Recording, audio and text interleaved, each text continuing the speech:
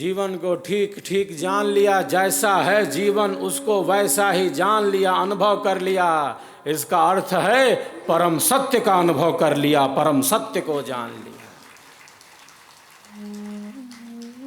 क्योंकि जीवन और सत्य दो नहीं है। जीवन का आधार सर्वाधार परमात्मा है, जो आनंदमय है, जो प्रकाशमय है। तो प्रकाश का पथ गतिमान रहे, स्वरवेद का पथ गतिमान रहे। सत्संग न होने से, स्वरवेद न होने से, या बिल्कुल अल्प होने से, केवल ऐसे चलता रहता है। क्या? शरीर, संसार, ये भोग, ये पदार्थ, ये संबंध, मैं, तू, यह वह। क्यों चल रहा है ये ज्यादा? क्योंकि सत्संग है नहीं, स्वरवेद है नहीं, केवल बाहर चल रहा है। केवल बाहर और बाहर चलता जा रहा है।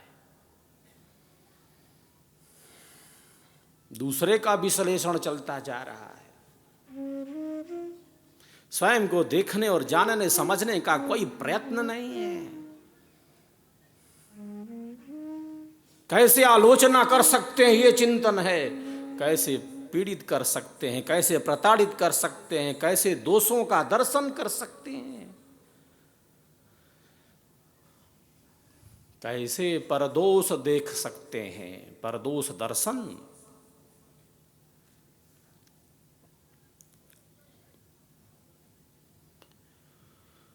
स्वयं को देखने का जब प्रयत्न नहीं, जब सत्संग नहीं, जब स्वरवेद नहीं, तब केवल यही चलता है। शरीर, संसार, ये भोग, ये पदार्थ, ये संबंध, मैं, तू, यह वह।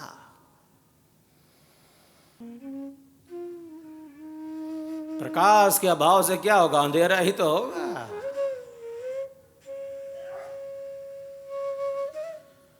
प्रकाश का अभाव ही अंधेरा है।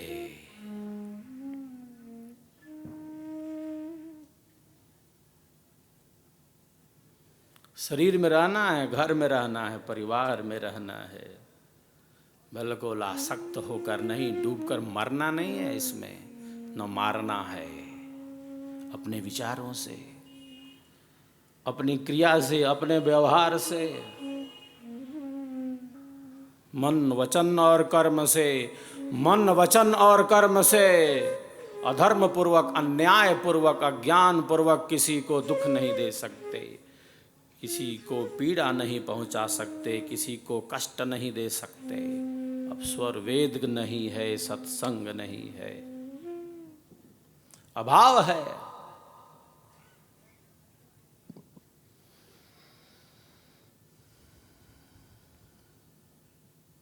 तब केवल यही चलता रहता है, केवल घूमता रहता है।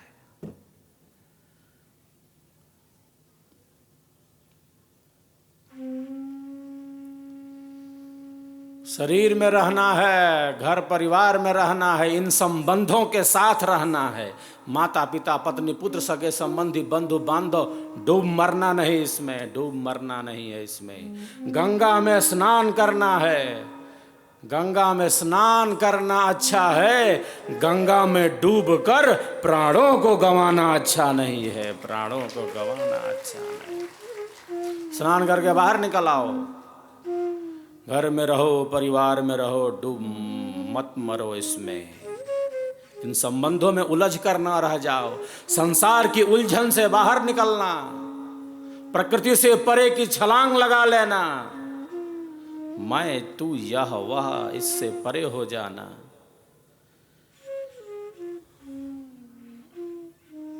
उलझ कर ना रह जाए शरीर में, संसार में, इन दुखों में, इन भोगों में, इन पदार्थों में, इन संबंधों में।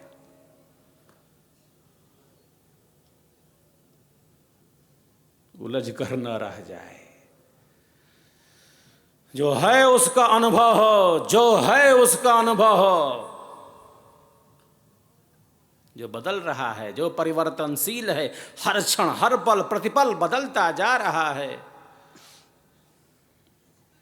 उसी में सारी स्थिति है। जैसे जो अवास्तविक अहम है, दुनिया में हूँ, दुनिया में हूँ, दुनिया में हूँ, दुनिया का तलबगार नहीं हूँ।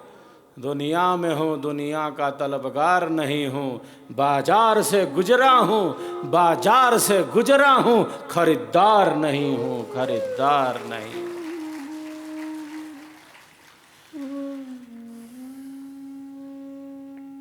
त्याग सकल जग यों करे, त्याग त्याग सकल जग यों करे, सब प्रभु का मम नाहि।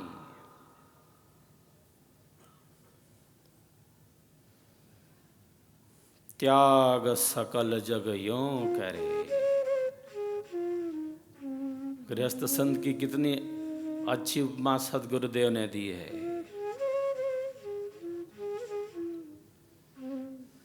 सब उसका है।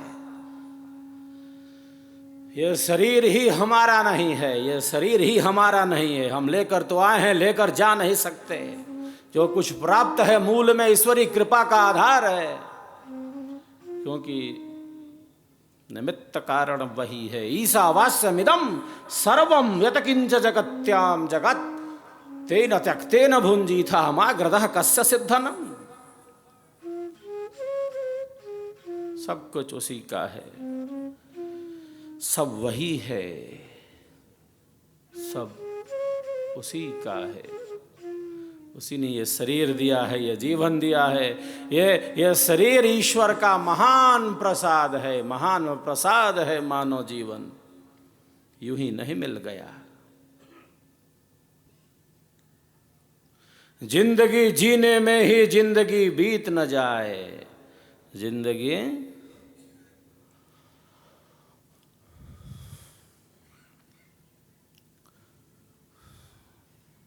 जिंदगी जीने में ही जिंदगी बीत न जाए।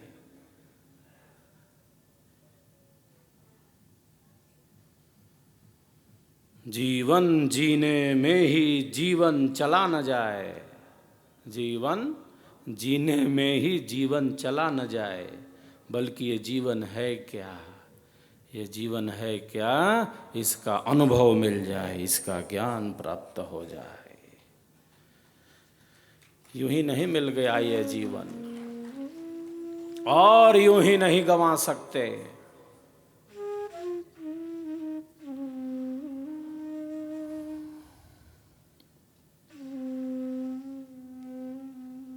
यूं ही नहीं मिल गया, और यूं ही नहीं गंवा सकते। तो जिस प्रकार का हमारा मन है, जिस प्रकार की हमारी बुद्धि है, और जैसा हमारा मन का मनन है, जैसे हमारे विचारों की स्थिति है,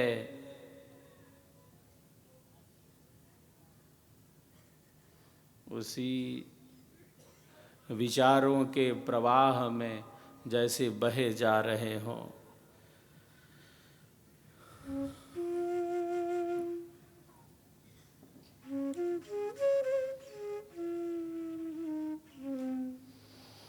जैसा हमारा मन मनन करता है, और जैसे बुद्धि उसका विवेचन करती है। मन का मनन और बुद्धि का विवेचन।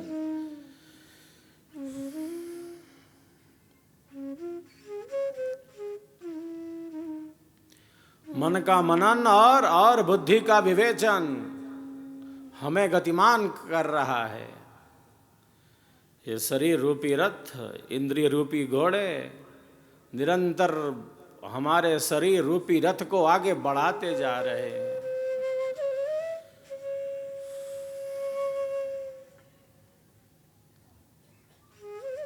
इंद्रिय अश्व और मन रज्जु, बुद्धि सारथी जान, आत्मरथी रथ देह है, त्रिगुण भाव पथ ज्ञान।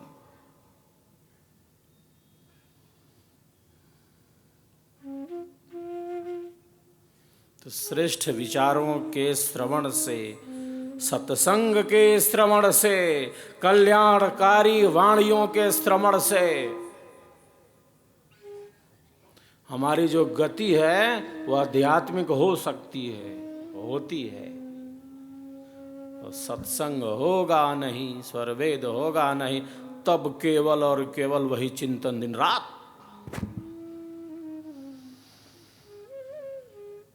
कल्याणकारी विचारों से, श्रेष्ठ विचारों से, पवित्र विचारों से हम अपने जीवन को आध्यात्मिक दिशा देते हैं। ऋषि कहते हैं भद्रम कर्णे भी शृणुयाम देवः। ये जो 2 कर्ण हैं आत्म कल्याण में उपयोगी हो सकते हैं, हो जाते हैं, क्योंकि श्रवण किया है, हमने श्रवण किया है।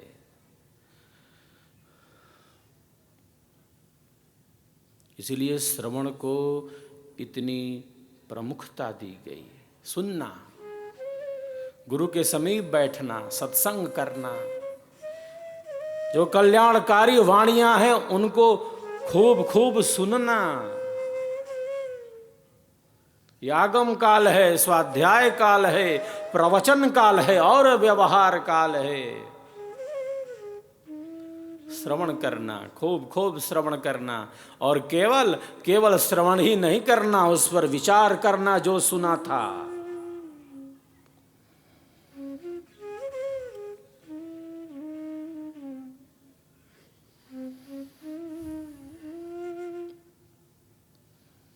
अगर इन कर्णों से श्रेष्ठ वाणियों का श्रवण नहीं किया, अगर श्रवण नहीं किया, तो जैसे ये जो 2 कान हैं वो कान ना होकर सांप का बिल बन जाए। सांप का बिल, कोई आया कुछ जहर घोल दे उसमें, क्योंकि जहर अधिक है,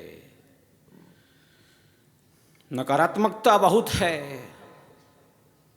पग पग पर है जहर, नकारात्मकता भरी पड़ी है, अंधेरा बहुत बड़ा है। ऋषि कहते हैं अविद्या का क्षेत्र बहुत बड़ा है, रात बहुत काली है, अमावस की रात है, अंधेरा बहुत है।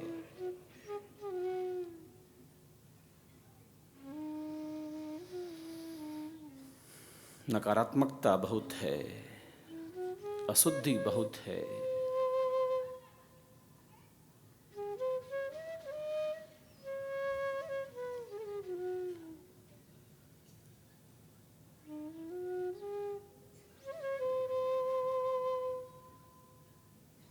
भोजन में जहर मिला दे तो बच सकता है, कान में घोल दे जहर, बिल्कुल जैसे बचना मुश्किल हो। इन 2 कर्ण कुहरों से बिल्कुल जैसे सत्संग ही सत्संग का श्रवण हो, श्रेष्ठ वाणियों का श्रवण हो। निरर्थक सुनना पड़े तो सुनते हुए भी मत सुनो,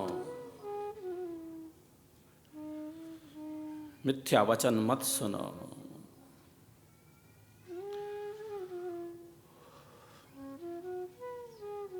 अनियंत्रित श्रवण करना पड़े तो जैसे सुनते हुए भी न सुनने का प्रयत्न हो। लेकिन वाणी की चोट इतनी लगती है कि जैसे व्यथित हो जाता हो, जैसे व्यग्र हो जाता हो।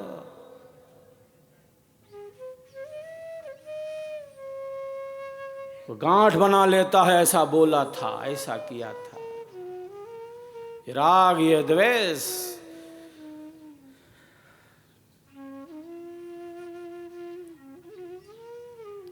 जैसे हमारे अंतःकरण की स्थिति को, जैसे हमारे अंतःकरण की स्थिति को कितना परिवर्तित कर रहा हो।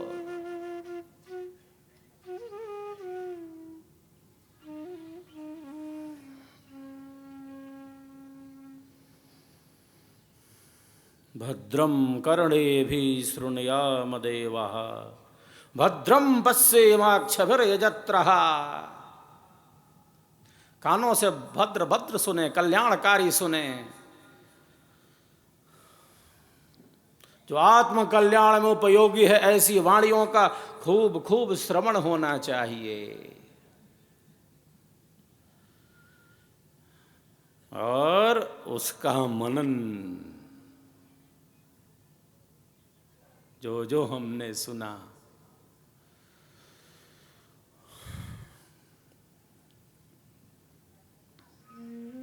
केवल सुना नहीं, उस पर विचार किया।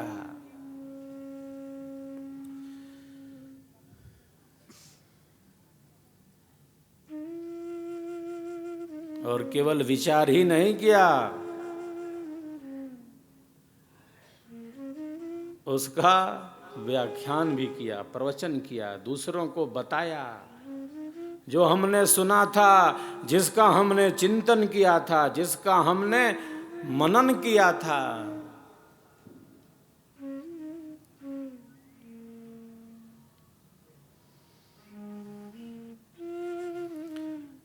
केवल हमने सुना ही नहीं, केवल हमने मन से मनन ही नहीं किया, उन दिव्य वाणियों का, उन श्रेष्ठ वाणियों का, स्वर वेद की वाणियों का, आध्यात्मिक वाणियों का हमने श्रवण किया, उसका मनन किया हमने, उसका व्याख्यान किया, दूसरों को बताया। देखो अध्यात्म ज्ञान क्या है, सत्संग क्या है। सदगुरु के अनुभव को हमने श्रवण किया, मनन किया, सत्संग किया, और केवल श्रवण ही नहीं किया, केवल सुना ही नहीं, केवल विचार ही नहीं किया, केवल वाणी से उसे प्रकट ही नहीं किया, ये तीनों भी किया। और जो सुना था, जो श्रवण किया था, जिसका मनन किया था, जिसका सत्संग किया था, जिसका प्रवचन किया था, उसका आंतरिक आध्यात्मिक अनुभव भी कर लिया, जैसे जीवन पूर्ण हो गया।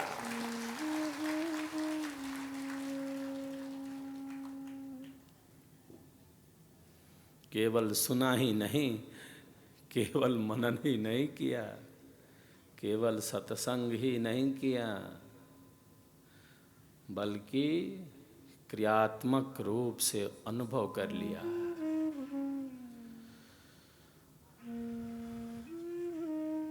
पूर्ण रूप से अनुभव नहीं है तो कोई बात नहीं। सिद्धांत कितने प्रतिशत में हमारी क्रिया में आ रहा है, यह बहुत महत्वपूर्ण है।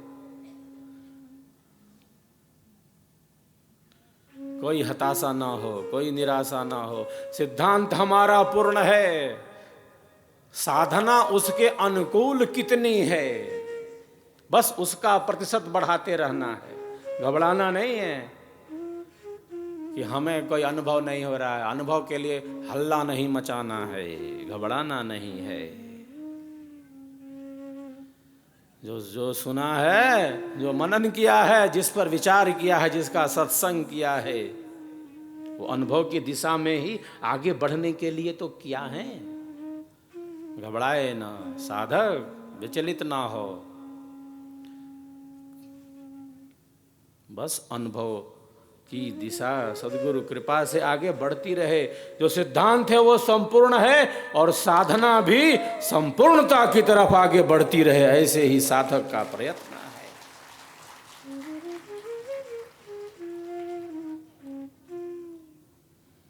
अनुभव का क्षेत्र तो बहुत बड़ा है, बहुत व्यापक है अनुभव का क्षेत्र।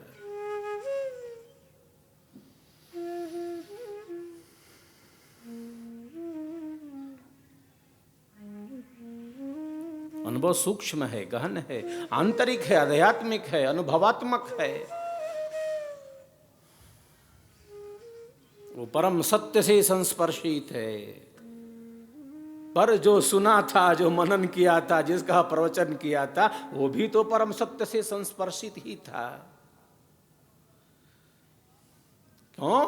क्योंकि हमने सद्गुरु के अनुभव को सुना था, हमने विहंगम योग के ज्ञान को सुना था, श्रवण किया था।